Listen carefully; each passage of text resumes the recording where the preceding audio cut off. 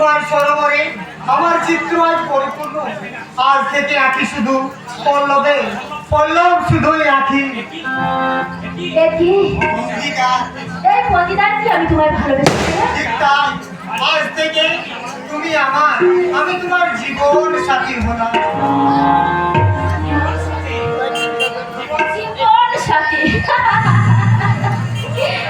দুষ্টু বেরোবো পাখিটা ওই গাছের ডালে গিয়ে শুয়ে আমাদের সব কথা শুনে ফেলেছে। শোনে বেরোবো শোন, আমার প্রিয়র কাছে যে উনি গিয়ে বলে আমি, তুমি যদি হও ভব আমি তার ভুল, তুমি যদি হও কাণ্ড আমি তোমার ফুল, তুমি যদি হও কাণ্ড আমি তোমার আখি। একদম থাকে কে আপনি? শিকারি। এখানে কেন? ঝিলের ধার কিংবা জঙ্গলে যান?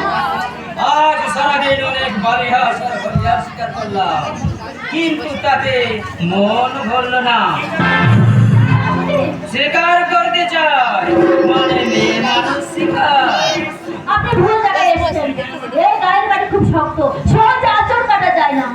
হ্যাঁ, আমি ভাবছি এই শক্ত মাটিতে এমন মনোহারিণী ফুল উঠলো কি করে? যা, তোমার নামটা কি? সে কি নাম না জানা বলো গো? হ্যাঁ, এ ফুলের রং আছে, গন্ধ আছে, আবার কাঁটাও আছে। আরে আরে আরে, বললে কোথায় সুন্দরী? পথ ছাড়ুন। ও মেয়ে কোথাও জানো না? শিকারে তার শিকার কখনো হাত ছাড়া করে না। চলো, যা চাইবে সব পাবে, সব।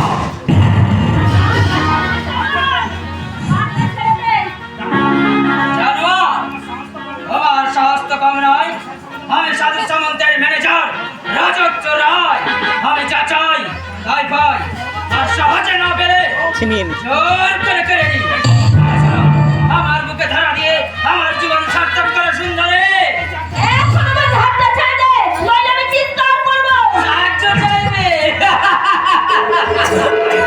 এই পাণ্ডব বর্জিত আজ গায়ে কেউ তোমার চিৎকারে সাড়া দেবে না। দেবে, দেবে। কারণ এই গ্রামে মানুষ এখন মনসত্ব বিবেক হারিয়ে ফেলেনি। তারপরে হারামজাদে, আর এত বড় হিম্মত আছে যে রাজত্ব রায়ের কাছে বাধা দেবে? মাতৃহন্ত নয়, পিতৃহন্ত নয়, শত্রুহন্ত পরশুরাম। এই রাম যখন হাজির হয়েছে, কোন সালর সাহস হবে না এই গায়ের বোনকে তুলে নিয়ে যায়। ওই মেয়েটার জন্য ওরা তো মাথা ব্যথা কেন? এই মাথা যে বলে, ওই মাথা থাকবে না। এই হাত দুটোই যথেষ্ট। আর সব চেষ্টা জানাস?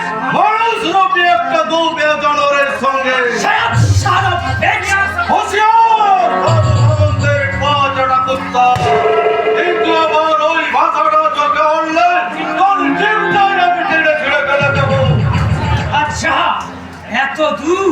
যদি প্রাণের মায়া থাকে তাহলে এই সোনামুখী গ্রাম ছেড়ে বহু দূরে চলে যা। এখানে কাছি মেটে মজুরের দল যদি জানতে পারে তোর ওই কুকুরটির কথা, তাহলে তোর শরীরটাকে টুকরো টুকরো করে মেরে দেবে সোনামুখীর পথে প্রান্তরে। ওরা বাঘের মাঝে বিষধর সাপ মেরে নাচে আর ভক্ত মেরে উল্লাসে হাসে।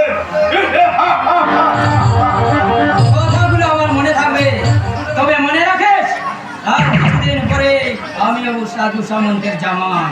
আর সেদিন তোর মতো ফুকা মস্তকে যদি শাস্তি করতে না পারে তাহলে বৃথাই আমার নাম রজত রজত রায়।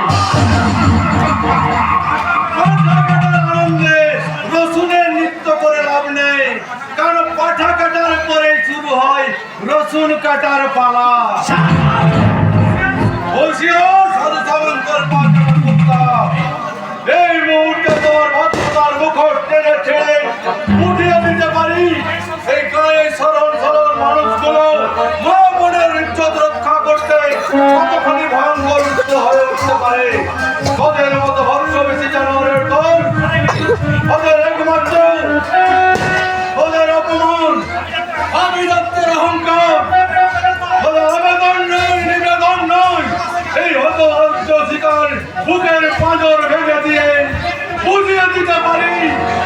অন্যায়ের বিরুদ্ধে গর্জে ওঠে একমাত্র